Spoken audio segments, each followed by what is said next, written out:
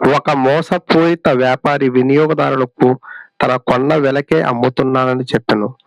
కానీ ఇవ్వవలసిన బరువును 40% తక్కువ బరువును ఇవ్వడం ద్వారా తనకు వచ్చిన లాభాన్ని శాతంలో తెలపండి.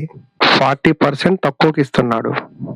40%ని మనం ఏ విధంగా రాసుకోవచ్చంటే 40/100 22 40 25 100 2/5 కింద రాసుకోవచ్చు.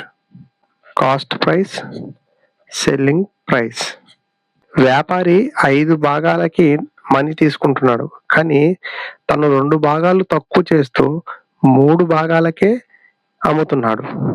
సో, ఇప్పుడు ఇక్కడ కస్టమర్‌ని మోసం చేస్తున్నాడు. అంటే అతను 5 భాగాలకి డబ్బులు తీసుకొని 5 భాగాలు అమ్మాలి. కానీ 2 భాగాలు తక్కువ చేస్తూ 3 భాగాలకి ఇస్తున్నాడు. కాబట్టి ఇక్కడ కాస్ట్ ప్రైస్ ఎంత అవుతుంది? 3. సెల్లింగ్ ప్రైస్ ఎంత? 5. ఇప్పుడు ఈ రెండిటి మధ్య డిఫరెన్స్ ఎంత వస్తుంది? +2. సో, ఈ +2 అనేది వ్యాపారి లాభం. ఇక్కడ శాతంలో తెలపమన్నాడు.